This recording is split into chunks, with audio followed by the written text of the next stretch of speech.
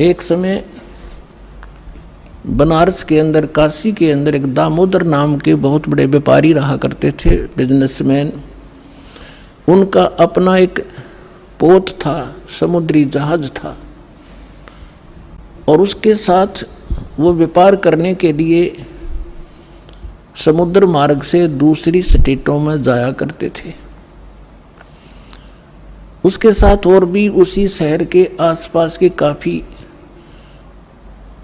अन्य बनिए लोग भी साथ जाते थे उसके जहाज में किराए पर, और अपना सौदा लाया करते थे। सेठ जी बाहर गए हुए थे और पीछे से उनकी धर्मपत्नी, जिसका नाम धर्मवती था, वो बहुत धार्मिक थी। सेठ दामोदर भी बहुत नेक आदमी थे, भक्ति बहुत विश्वास करते थे परमात्मा में। और हमारे हिंदू समाज के अंदर राम और कृष्ण, गणेश और इन भगवानों से ऊपर कोई हमारा इष्ट नहीं था, और ये सभी क्रियाएं हम किया करते थे जो वो कर रहे थे, जो हम करते हैं वैसे ही वो किया करते थे। उस समय परमात्मा के बहुत से शिष्य हो गए थे और बहुत दुख दूर हो गए थे। एक दिन ऐसे ही उस सेठ की पत्नी धर्मवती के पास एक बहन गई उसके पास कि बहन, हमारे घर पर सत्संग है, आप आ जाओ। तो उसने सोचा चल, वो बहन ज़्यादा उसके निकट थी और पहले कई बार चर्चा कर रखी थी उसने परमात्मा की। तो धर्मवती ये कहा करती, कभी आसपास आपके गुरुजी आवे तो उसमें बताना, मैं दीक्षा अगर ज्ञान समझ में आ गया तो मैं दीक्षा लूँगी, वैसे नहीं लूँगी। तो उस बहन ने अपना सत्संग करवा लिया और उसको अपनी सहेली को आमंत्रित किया। अपने आत्माओं परमात्मा का ज्ञान, ओए होए, और ज्ञान सब ज्ञानड़ी, कबीर ज्ञान सो ज्ञान, जैसे गोला तोब को करता चले मैदान। परमात्मा ने सृष्टि रचना सुनाई। परमात्मा जहाँ भी नया सत्संग करते थे सबसे पहले सृष्टि रचना सुनाया करते थे, और फिर मालिक की वाणी में उनके शब्द में ज़्यादा कसक थी, आत्मा तुरंत खिंच जाती थी। सारा ज्ञान सुना। धार्मिक देखो, पुण्यात्मा होती है ना, वो घनी अटबट नहीं कराया करते, सारा प्रमाण सामने, और फिर अग्रम अग्रम। तो धर्मवती उस बहन का एकदम सिर गया शरीर। जब सत्संग परमात्मा ने कर लिया 2 घंटे और बैठ गए, 10-20 भगत थे, अपनी अपनी कहन लागे। तब उसने, परमात्मा ने कहा बेटा दीक्षा लेगी। वो कहने लगी महाराज मेरी आत्मा तो मानना है, मैं दीक्षा लूँ आपकी, मुझे ज्ञान पूर्ण रूप से समझ में आ गया। कुछ तो उस बहन ने कई बार सुना रखा था, और फिर परमात्मा ने फिर उसको सही सुचारू कर दिया। पर भगवान है तो एक समस्या है मेरे सामने। तो परमेश्वर कबीर जी ने कहा बोल बेटा क्या शंका है वो बता मुझे, कि यूँ क्या करें, यूँ सुना है मैंने कि जोड़े में नाम लेना चाहिए। मेरा पति गया हुआ प्रदेश में धन कमाने के लिए, और वो आ लेगा तब नाम लूँगी, लेकिन मैं अब मुझे ऐसा लग रहा है कि मैं इस घर से बाहर कदम रखूँगी आपकी झोंपड़ी इस स्थान तक, कि मेरी मृत्यु ना हो जाए। आज मुझे आपके सत्संग से एक एक पल भारी हो गया कि ये जीवन नाश हो रहा है मेरा, तो मैं नाम कैसे लूँ। परमात्मा बोले बेटा ये भ्रम जो इन मूर्खों का पैदा किया हुआ है, तुम एक दिन जन्मे नहीं, एक दिन मृत्यु नहीं होगी। आपके पति आपसे बड़े हुए, पहले जन्म हुआ आपका बाद में हुआ। फिर उसने कहा जी मैंने उनसे पूछा नहीं है, और आज तक मैंने कोई भी काम उनसे बगैर पूछे किया नहीं है, और कहीं वो मुझसे नाराज ना हो जाए, मैं पाप की भागड़ ना बन जाऊं। परमात्मा ने कहा बेटा आत्म कल्याण के मार्ग में किसी से पूछने की आवश्यकता नहीं, और सभी कामों में सलाह ले सकते हो, सभी बातों में, इसमें एक पल भी देर नहीं करनी चाहिए, कोई पाप नहीं लगे। अब वो चाहे नो ठीक, गुरु जी के मुख से जो शब्द सुन लियो फाइनल सच्ची है, महाराज फिर दीक्षा दे दो। अब उसने नाम ले लिया। अब रोज ये मंत्र आप देख रहे हो, ये मंत्र दिया करते दाता सबसे पहले, केवल बीच बीच के 5। अब हम हिंदू इनके ऊपर आरूढ़ थे ही, लेकिन वो मंत्र गलत जाप करे थे हम। ये मूल मंत्र है इनके। जैसे आपको बहुत बार बताया है, जैसे एक भैंसा होता है या ये बैल होता है, खागड़ जिसने कहे, उसने वैसे कहे जाओ भैंसा भैंसा, कतई नहीं सुने। अरे एक बार न्यू कर दिया हुर्र, वो न्यू देखेगा और भाग उसकी तरफ दौड़ना हो जाएगा। तो उसका अट्रैक्शन है, विवश है उसके उस शब्द से, वो खिंच जाता है। तो ये वो मंत्र है। और परम संत से लिए बिना ये मंत्र सूखे जाप करने तो लाभ नहीं हो। एक नियम है, उस नियम के अनुसार ही आपने चलना पड़ेगा। तो ये मंत्र दिए उसने, वह तो गदगद होगी, अक्सर भगवान ही न था। यही तो हम देवता पूजा करते थे। परमात्मा ने कहा बेटिया पूजा नहीं है, ये यहाँ के संरक्षक हैं और मूल पूजा तो सतगुरु की है। अब परमात्मा ने उस समय ये तत् और सत और सार, ये सार नाम ये छुपा कर रखना था। ये प्रथम मंत्र इसलिए दिया था कि इनके संसारिक काम सुलझे रहेंगे, इनको सुख होता रहेगा, इनकी भगवान में आस्था बनी रहेगी और इस मंत्र से इनका जन्म मनुष्य का होता रहेगा। इन आपको यहाँ तक लाना था, इस बिचली पीढ़ी तक। धर्मदास मेरी लाख दुहाई, ये मूल ज्ञान और मूल मंत्र की बाहर ना जाए। मूल ज्ञान बाहर जो पढ़ी, बिचली पीढ़ी हंस नितरी। मूल ज्ञान तब तक छुपाई जब तक द्वादश पंथ ना मिट जाए। जब तक ये कलयुग 5505 वाला समय नहीं आना था, तब तक इसको गुप्त रखना था। सभी महापुरुषों से परमात्मा ने प्रतिज्ञा दिला दी थी। तो इस मंत्र को पाकवा तो गदगद होगी, खूब डट कर भजन करे, आत्मा बिल्कुल खुश होगी। जो भूत प्रेत की बाधाएं थी थोड़ी बहुत सबके घर में बढ़ रहेंगे, वो भाग भूगे, उड़गी सी काया होगी। अब क्या हुआ, सेठ जी आए 1 महीने के बाद में। अब वो बुद्धिमान बहुत थी, उसने सोचा कि मेरे पति को यदि कोई थर्ड पर्सन न्यू बतावेगा कि तेरी पत्नी सत्संग में जाती है और रात को जाती है, क्योंकि परमात्मा अधिकतर रात को सत्संग करते थे, क्योंकि दिन में तो किसी को फुर्सत नहीं छोड़ रखी काल ने धंधे में। तो उसने सोचा कि ये कहीं इसके मन में मेरे प्रति कोई दोष ना आ जा और हमारा घर नरक बन जावे। अब क्या हुआ, जिस दिन वो सेठ वापस आया उसी दिन सत्संग था भगवान का और किसी के आसपास ही। तो उसने सोचा कि अपने पति को मैं पहले बता दूं सारी कहानी, और ये ऐसा व्यक्ति है अगर मेरी बात को ये मान लेगा तो फिर ये किसी की नहीं सुनेगा। तो जब वो खाना खाने लगा, खाना खिलाते समय उसकी पत्नी ने कहा जी मेरे से गलती बन गई और मुझे अक्षमा करना, करोगे, माफ़ करना।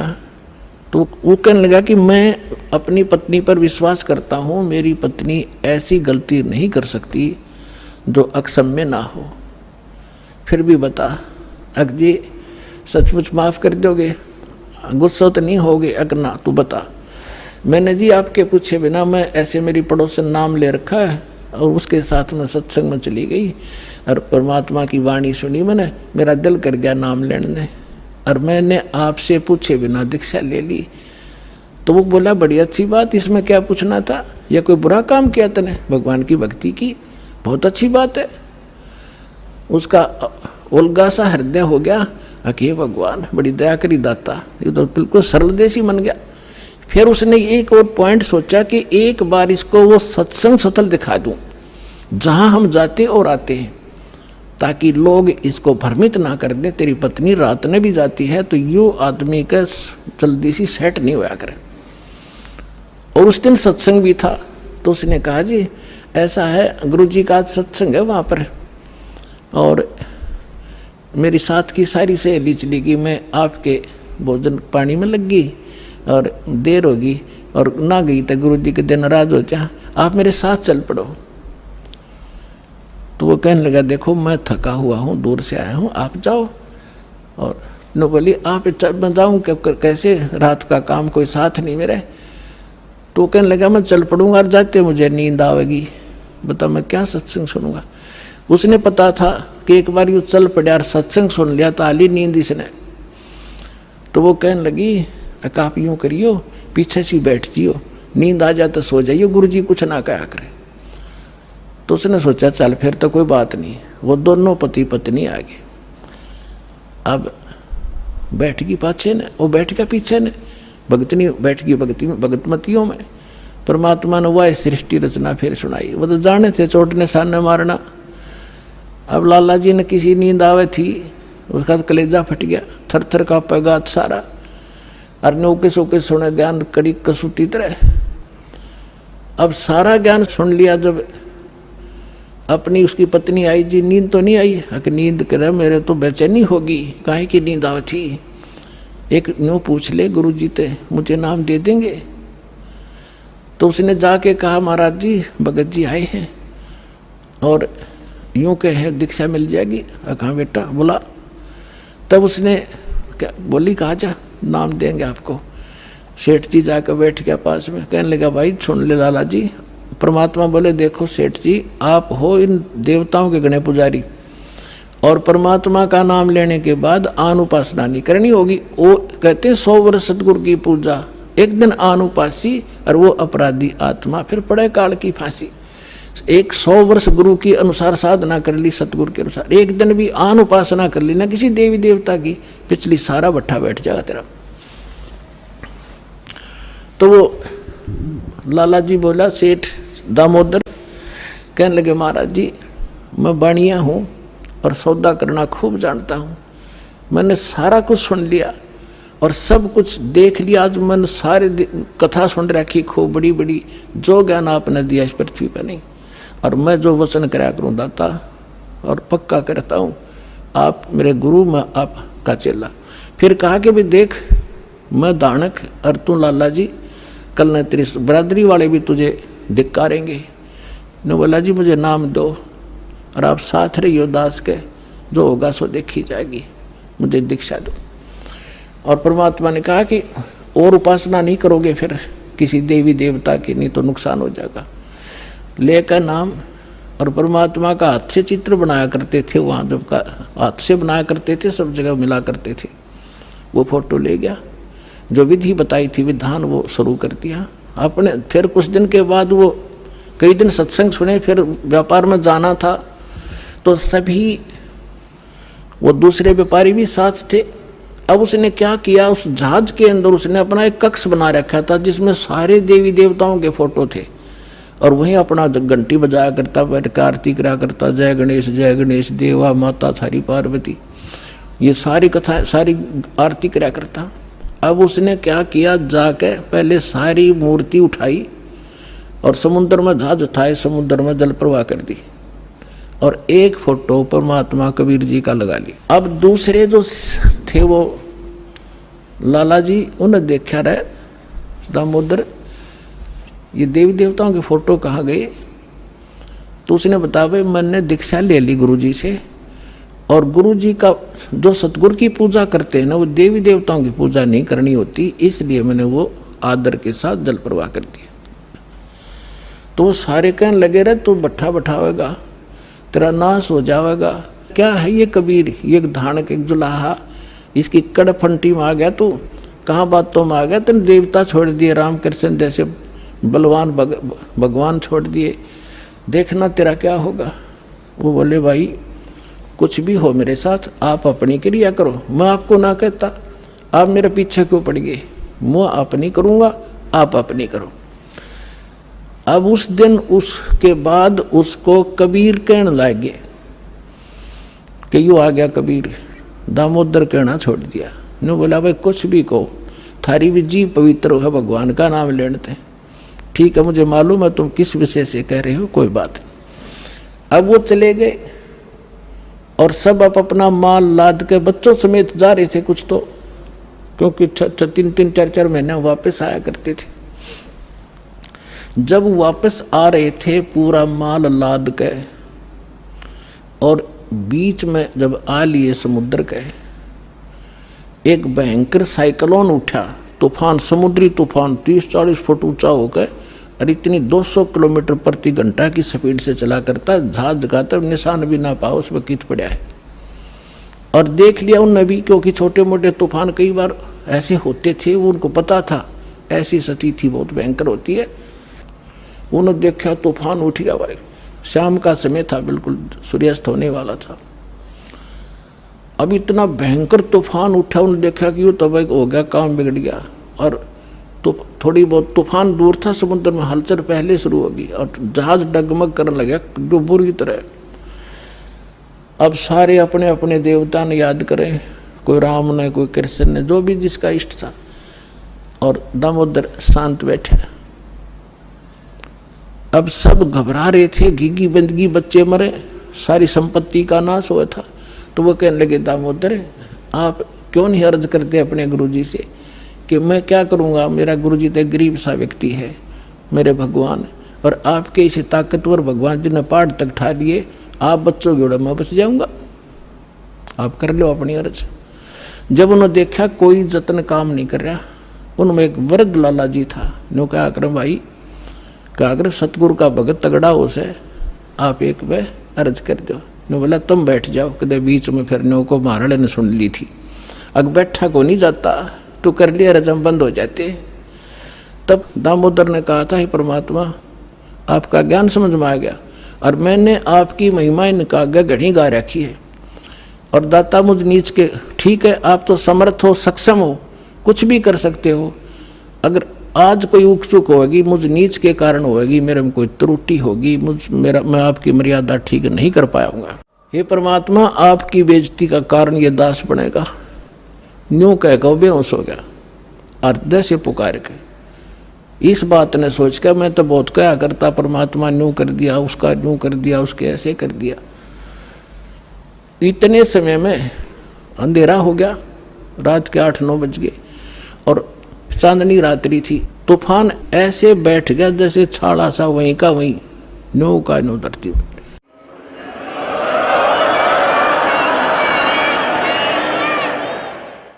और समुद्र के जल में जरा सी भी हलचल नहीं। अब उस दामोदर को पानी के छींटे छाटे मार के मुंह पे होश में ले आए। तब उन्होंने कहा कि भाई दामोदर हमसे बड़ी घनी गलती हुई, हमने आपके गुरुदेव की बेइज्जती करी, हम कति नीच प्राणी हैं। और उन्होंने संकल्प कराया था कि यदि आज जान बच गई, हमारे भगवान तो फेल हो लिए, जब आज ये तूफान रुक गया, हमारी जान बच गई, दामोदर हम तेरे साथ चलाएंगे, नाम लेंगे उस परमात्मा का। तब दामोदर को कंधे पर बैठा लिया उन लालाओं ने। हर ने बोले बोलो दामोदर की जय। ने बोला नहीं, जय बोलो जिसने यो काम कराया है, बोलो कबीर परमेश्वर जी की जय हो।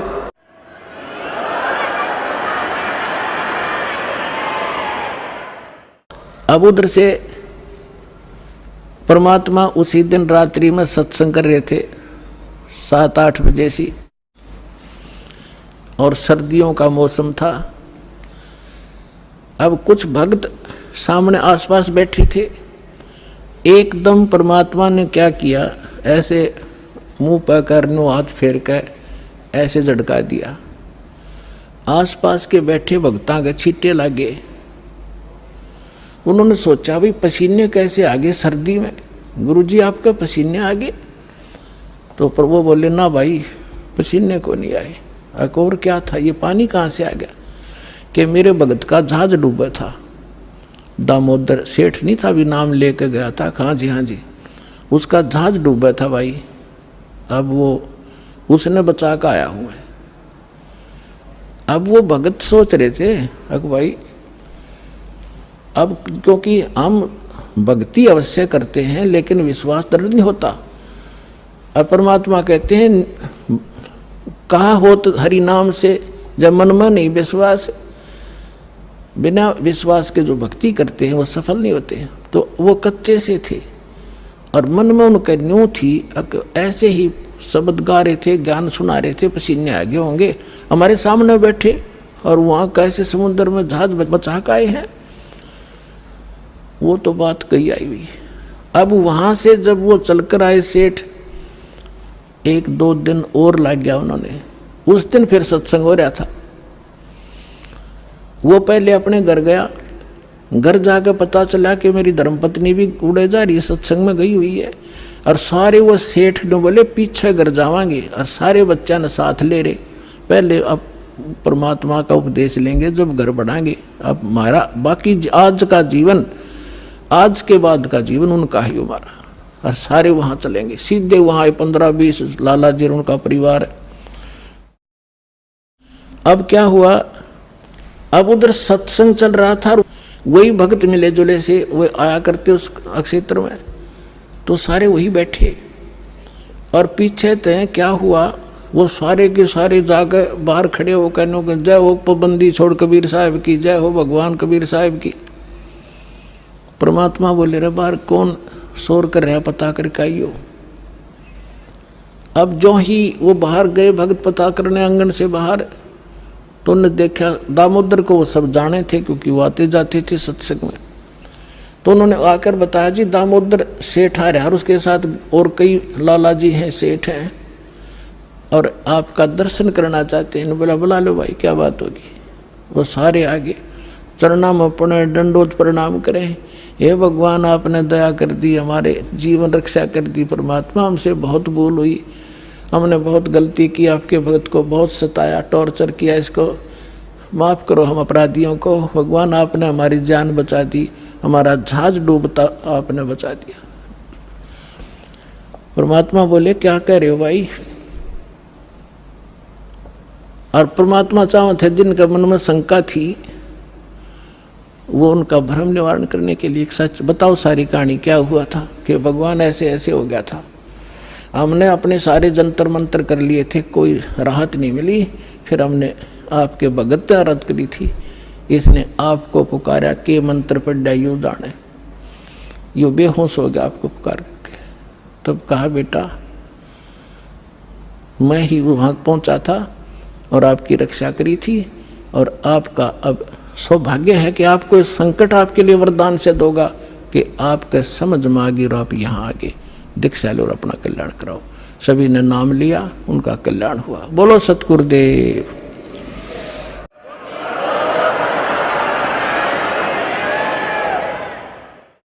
दामोदर सेठ के हुए थे अकाज, अर्ज करी डूबता देखे जहाज। दामोदर सेठ के हुए थे अकाज, अर्ज करी डूबता देखे जहाज। लाज मेरी रखियो गरीब नवाज, समुद्र से पार लंघाने वाले। लाज मेरी रखियो गरीब नवाज, समुद्र से पार लंघाने वाले।